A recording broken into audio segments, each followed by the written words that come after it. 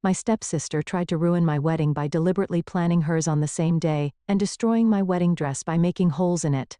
My parents chose to attend her wedding, leaving me alone on mine. But when they saw me on TV, they were shocked.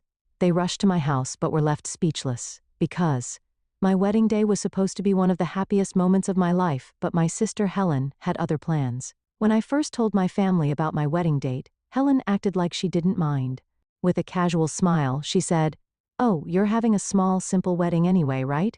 So, it's fine if our weddings are on the same day." At first, I thought I had misheard her, but no, she had deliberately planned her wedding for the exact same date as mine. She knew this would mean that all our relatives and family friends would be at her ceremony instead of mine. My heart sank, but I didn't say anything. I should have known better than to expect anything different from her. Months passed, and finally, the big day arrived. I was nervous but excited, standing in my wedding gown, surrounded by a handful of close friends. I had tried not to think about Helen, but deep down, I couldn't shake the uneasy feeling in my chest. Then, just as the reception was in full swing, I turned, and there she was. Helen, in her wedding dress. I blinked, unable to believe my eyes. "Helen, what's going on? Why are you here? What happened to your wedding?" She smirked, tossing her perfectly styled hair over her shoulder. "Oh, I got curious. Your reception looked like so much fun, so I came to see for myself." I clenched my fists, but I forced a smile. I wouldn't let her ruin this day for me. Let me take you back to how it all started. My name is Patricia. I'm years old and have been working at the same company since I graduated high school. I started as a junior employee, but after years of hard work and dedication, I earned recognition and respect in the office. My job was fulfilling, and life was good. Years ago I met Ryan. He was kind, funny, and treated me in a way no one ever had before. We started dating, and with each passing day I fell for him more. Then one evening, he got down on one knee and asked me to marry him. My heart pounded, my hands trembled, and for a moment, I thought I was dreaming. "But, are you sure?" I blurted out without thinking. "Are you really okay with someone like me?" Ryan chuckled softly and took my hands in his. "It has to be you, Patricia. No one else." Tears welled in my eyes as I nodded. I had never been so happy. Meeting his parents. A few days later, Ryan took me to meet his parents. I was nervous, but they were warm and welcoming. "Patricia," his mother said with a smile, "it makes us so happy to have someone like you as our son's partner." I bowed my head slightly, feeling shy. "Thank you for saying that, but honestly, I'm the lucky one. There's no need to be so modest," his father chuckled. Everything was going smoothly until he said something that made my breath hitch. "I would like to meet your family as well, Patricia.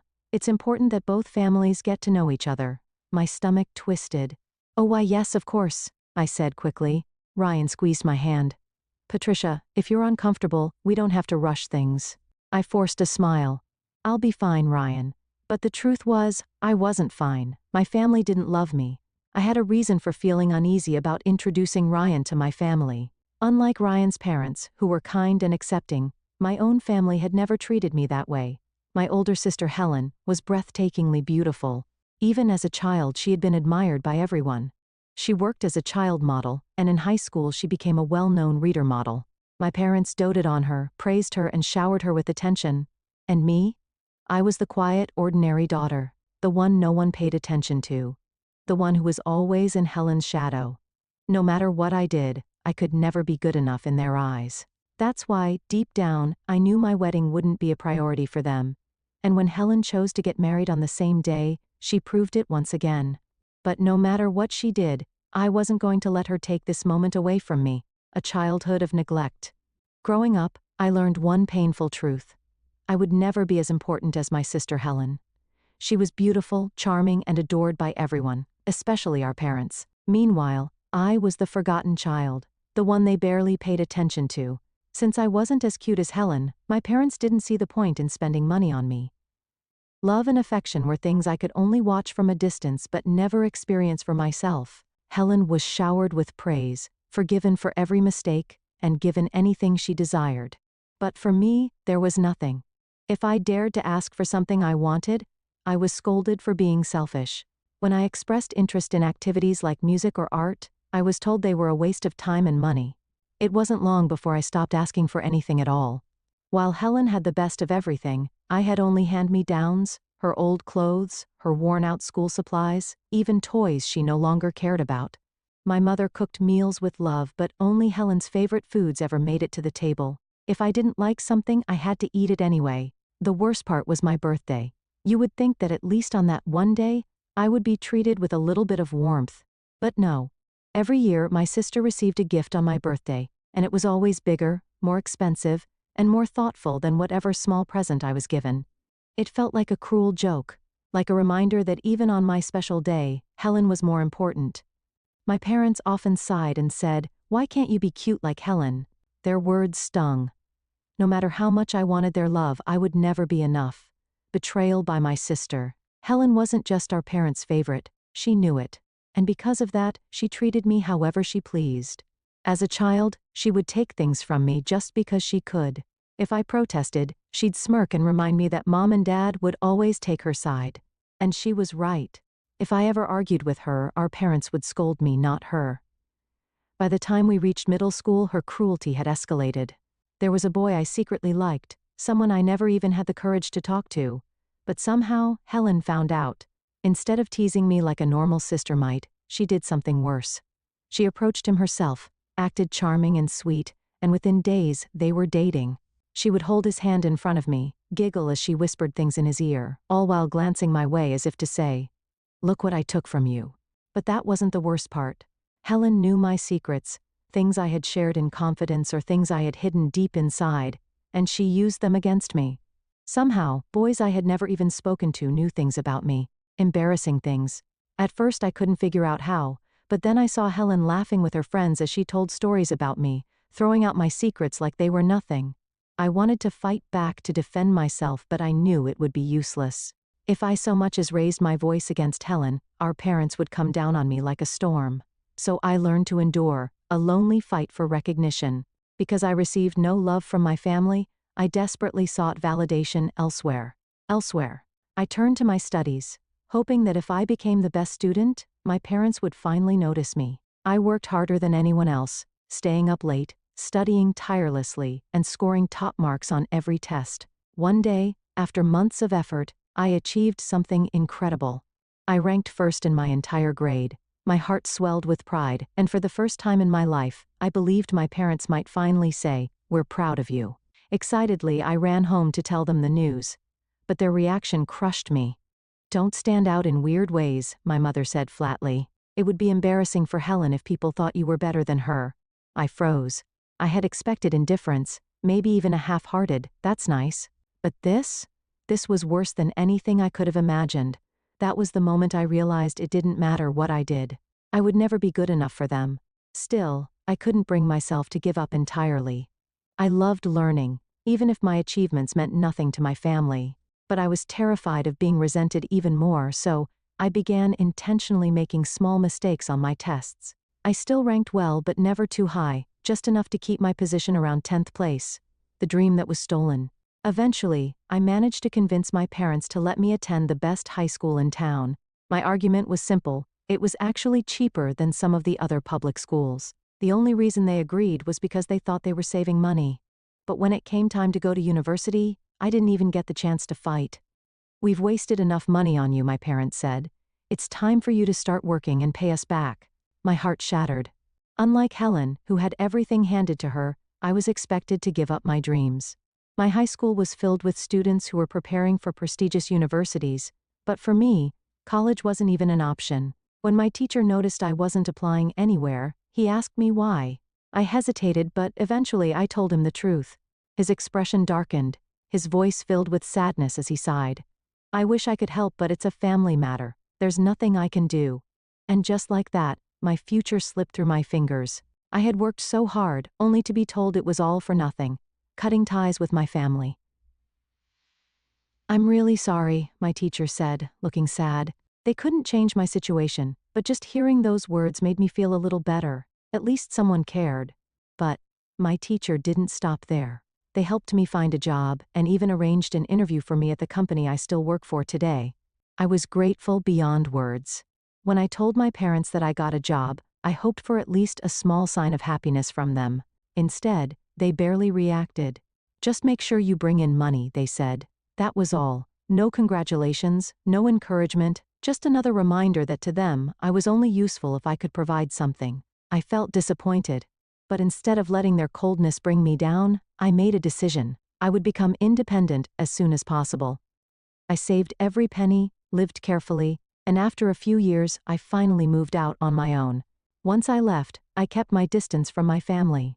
At first it felt strange, but over time, I realized I was happier without them constantly bringing me down, facing my family again. Now that I was engaged, the idea of introducing both families made me uneasy.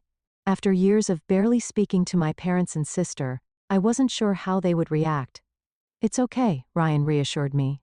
"Just a simple chat. I don't want you to feel pressured, Patricia." Hearing his kind words, I decided, maybe it's time to see them again. For the first time in years, I went back home to tell my family about my engagement.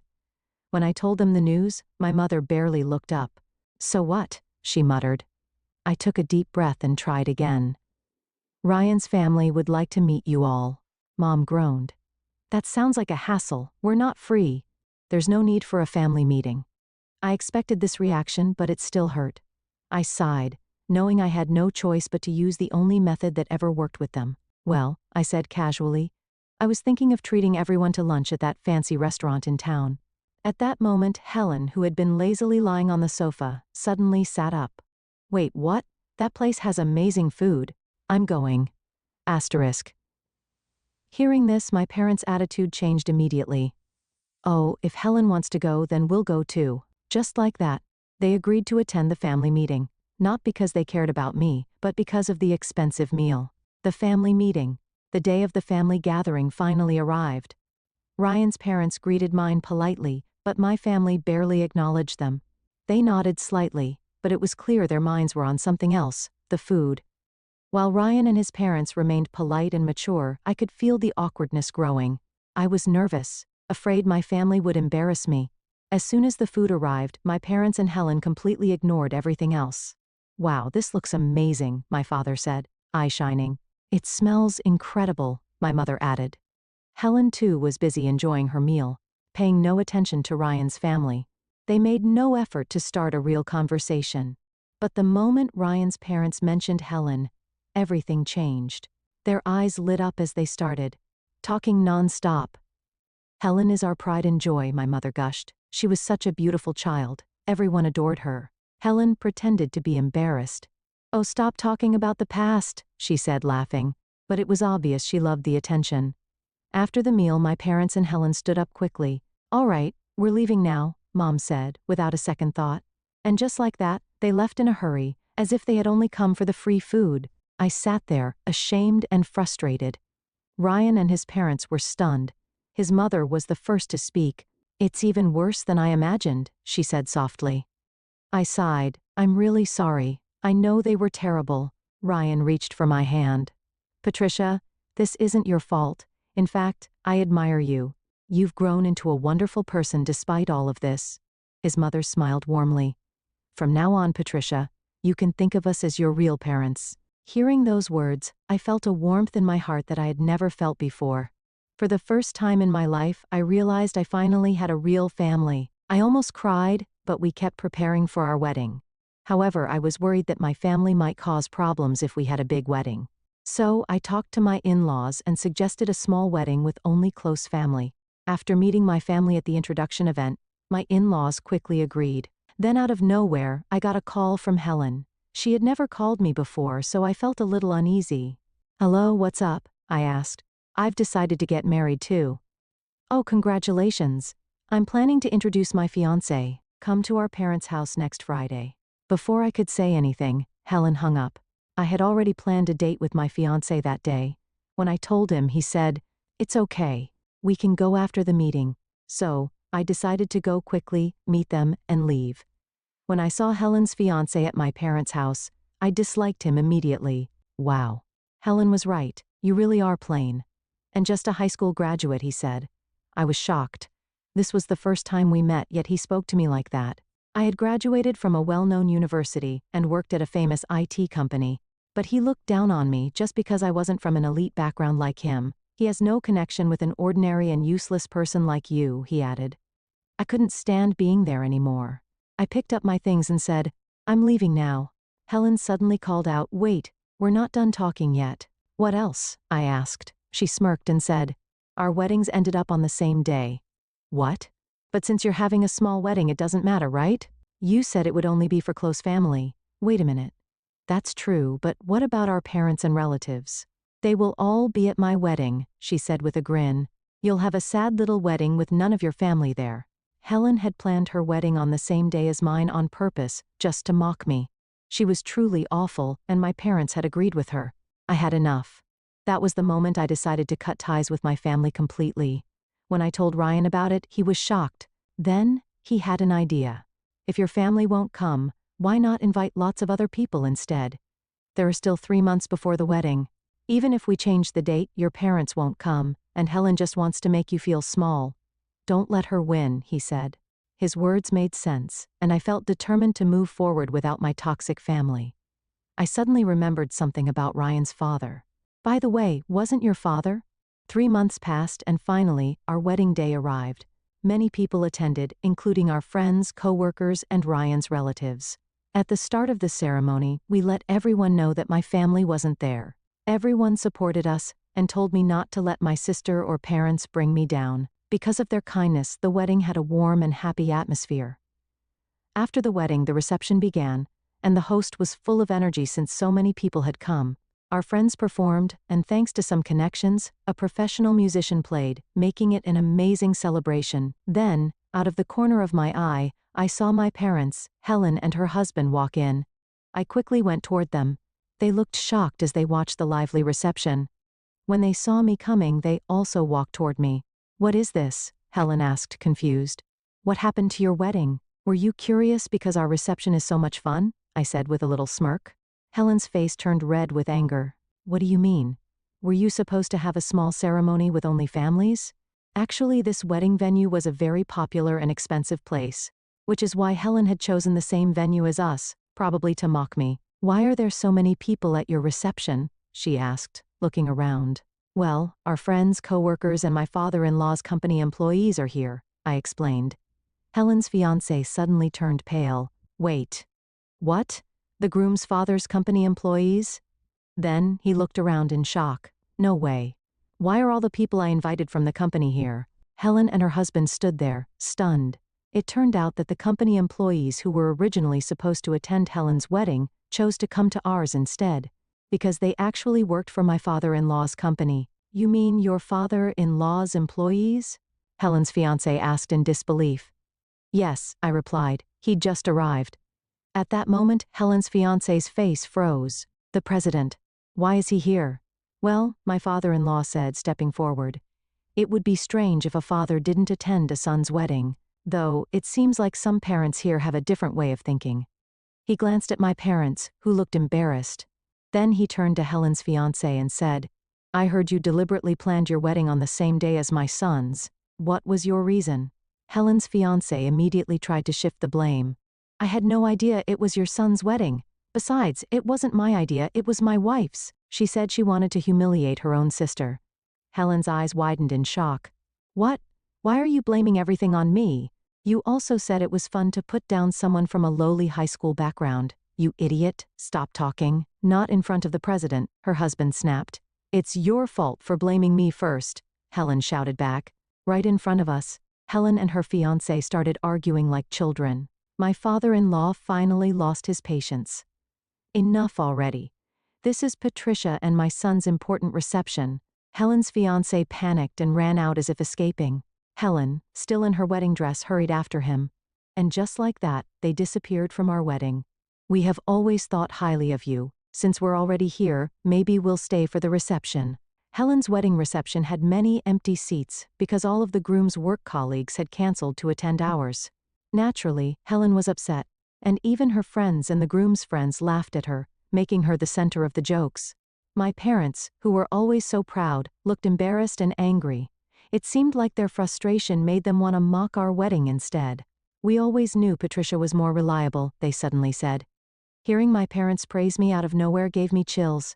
"It's useless to say anything now," I replied. "I've already decided to cut ties with you. Please leave." "What? How dare you speak to your own parents like that?" because you're in the way. Leave now." At Ryan's request, the venue staff escorted my parents out. With the troublemakers gone, we continued enjoying our reception. The night was filled with happiness and laughter again.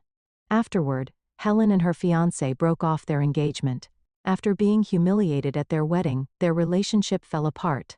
On top of that, since the groom had angered my father-in-law, who was also his boss, his chances of getting a promotion were completely ruined. Now, they're caught up in a messy argument over who should pay the engagement cancellation fees. As for my parents, after being humiliated themselves, they turned their anger toward Helen. They had always spoiled her, but now they disowned her. I heard they were furious because they had spent around $80,000 on Helen's wedding, only for it to be cancelled. Honestly, my parents and Helen are both hopeless, but since I've cut ties with them, their problems are no longer my concern. Right now, I'm enjoying a happy life as a newlywed. After returning from a wonderful honeymoon with my husband, he switched jobs to work at my father-in-law's company. He's working hard to take over the business, and I've become a housewife to support him, managing our home every day. We plan to continue supporting each other and living a happy life together.